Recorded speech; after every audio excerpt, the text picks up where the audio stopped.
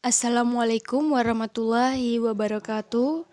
Kami dari kelompok 4 akan mempresentasikan makalah kami yang berjudul Studi Analisis Konsep Pemikiran Pendidikan Islam yang beranggotakan Tias Dwi Andriani, Tri Chandra Buana Tunggal Dewi, dan Triana Devi Ratnasari. Konsep Pemikiran Pendidikan Islam Perspektif Ibnu Khaldun. Biografinya, Ibnu Khaldun dilahirkan di Tunisia pada Ramadan 732 Hijriah atau 27 Mei 1332 Masehi. Nama lengkapnya adalah Waliyuddin Abdurrahman ibnu Muhammad Al-Hasan ibnu Jabir ibnu Khaldun.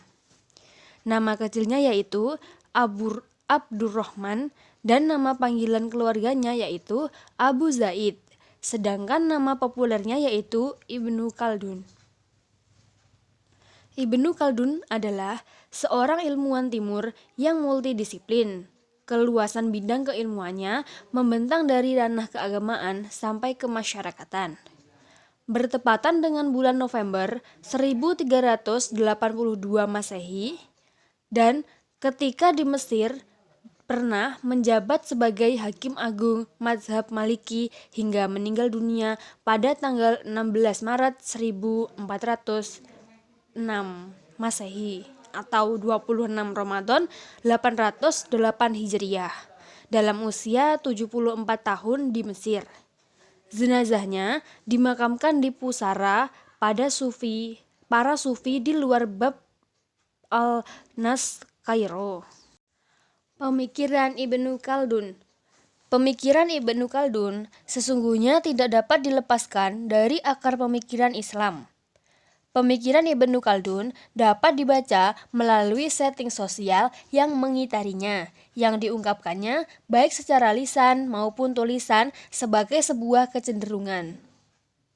Sebagai seorang filosofi muslim, pemikiran Ibnu Khaldun sangatlah rasional dan banyak berpegang pada logika.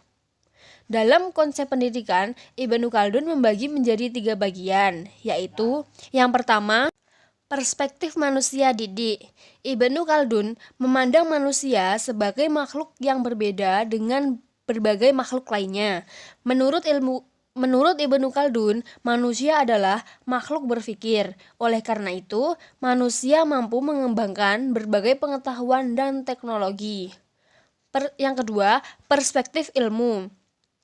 Ibnu Khaldun membagi ilmu pengetahuan menjadi 3 macam, yaitu ilmu lisan, ilmu nakli, dan ilmu akli. Dan yang ketiga, perspektif metode pengajaran.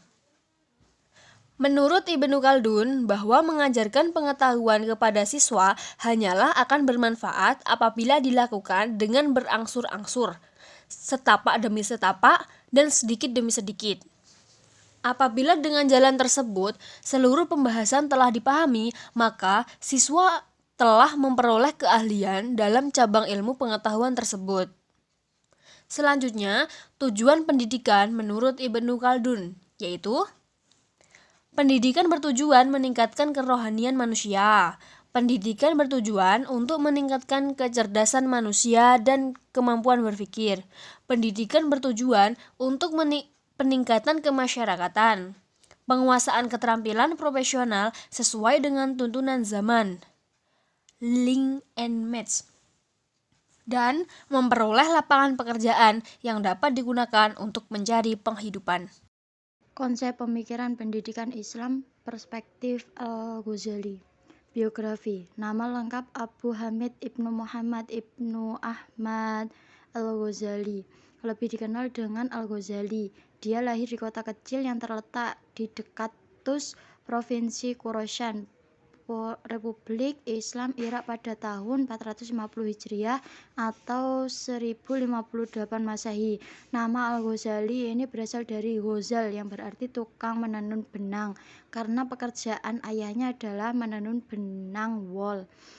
Al-Ghazali mendapat gelar kehormatan Hujjatul Islam atas pembelaan yang mengagumkan terhadap agama Islam, terutama terhadap kaum batiniyah dan kaum filosof.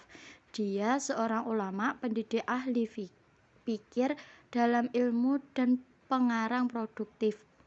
Karya-karya tulisnya meliputi berbagai disiplin ilmu pengetahuan.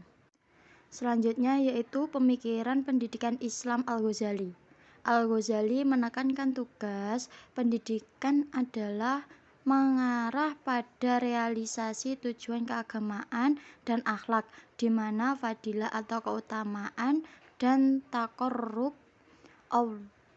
kepada Allah merupakan tujuan yang paling penting dalam pendidikan.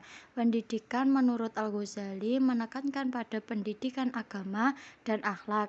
Adapun dalam membuat sebuah kurikulum, Al-Ghazali memiliki dua kecenderungan, yaitu kecenderungan terhadap agama dan kecenderungan pragmatis. Adapun aspek-aspek materi pendidikan Islam menurut pemikiran Al-Ghazali adalah meliputi pendidikan keimanan, akhlak, akal, sosial, dan jasmani. Menurutnya, guru yang baik itu selain cerdas dan sempurna akalnya juga harus memiliki sifat-sifat yang terpuji. Adapun sifat yang harus dimiliki oleh seorang murid yaitu rendah hati, mensucikan diri dari segala keburukan, taat dan istiqomah. Sementara yang menjadi evaluasi pendidikan adalah semua bentuk aktivitas yang terkait dengan tugas tanggung jawab masing-masing dalam proses pendidikan. Konsep pendidikan Islam dalam pemikiran Al-Ghazali ini sejalan dengan tujuan pendidikan di Indonesia saat ini. Konsep pemikiran pendidikan Islam perspektif Ibnu Taimiyah. Biografi Ibnu Taimiyah. Ibnu Taimiyah lahir di kota Haran, wilayah Syria pada hari Senin 10 Rabiul Awal tahun 661 Hijriah. Ibnu Taimiyah wafat di Damaskus pada malam Senin 20 Zulqa'dah tahun 728 Hijriah atau bertepatan pada tanggal 26 September tahun 1328 Masehi. Dalam usia 7 tahun, Ibnu Taimiyah telah berhasil menghafal seluruh Al-Quran dengan amat lancar. Beliau aktif di bidang ilmu pengetahuan dan politik praktis. Ibnu Taimiyah adalah seorang literalis atau tekstual dalam memahami ayat-ayat Al-Quran, terutama ayat tentang akidah dan ibadah. Akan tetapi, soal muamalah lebih luas dan tidak kaku. Karya-karyanya meliputi berbagai bidang keilmuan seperti tafsir, ilmu tafsir, ilmu hadis, fikih, akhlak, tasawuf, mantik atau logika, filsafat, politik pemerintahan, tauhid atau kalam, dan lain. Konsep pendidikan Ibnu Taimiyah. Pemikiran Ibnu Taimiyah di bidang pendidikan merupakan respon terhadap berbagai masalah yang dihadapi masyarakat Islam pada saat itu yang menuntut pemecahan secara strategis melalui jalur pendidikan. Ibnu Taimiyah membagi konsep pendidikan menjadi 5 bagian. Yang pertama, falsafah pendidikan. Dasar atau asas yang digunakan sebagai acuan falsafah pendidikan oleh Ibnu Taimiyah adalah ilmu yang bermanfaat sebagai asas bagi kehidupan yang cerdas dan unggul. Menurutnya, ilmu yang mengajak kepada kehidupan yang baik yang diarahkan untuk berhubungan dengan Al-Haq atau Tuhan, serta dihubungkan dengan kenyataan-kenyataan makhluk, serta memperteguh rasa kemanusiaan. Yang kedua, tujuan pendidikan. Menurut Ibnu Taimiyah, tujuan pendidikan dibagi menjadi 3, yaitu tujuan individual, tujuan sosial, dan tujuan dakwah Islam. Yang ketiga, kurikulum.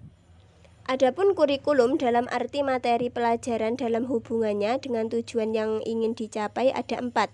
Yang pertama, kurikulum yang berhubungan dengan mengesahkan Tuhan atau tauhid. Yang kedua, kurikulum yang berhubungan dengan mengetahui secara mendalam terhadap ilmu-ilmu Allah. Yang ketiga, kurikulum yang berhubungan dengan upaya mendorong manusia mengetahui secara mendalam. Yang keempat, kurikulum yang berhubungan dengan upaya mendorong untuk mengetahui perbuatan-perbuatan Allah. 4. Bahasa pengantar dalam pengajaran. Ibnu Taimiyah menganjurkan agar mewajibkan penggunaan bahasa Arab dalam pengajaran dan percakapan. Ibnu Taimiyah mengatakan bahwa penguasaan terhadap ilmu dan pemantapan terhadap iman mensyaratkan pemahaman yang baik terhadap bangsa Arab, dan karena penguasaan terhadap bahasa Arab menjadi salah satu bagian dari akidah. Yang kelima, metode pengajaran.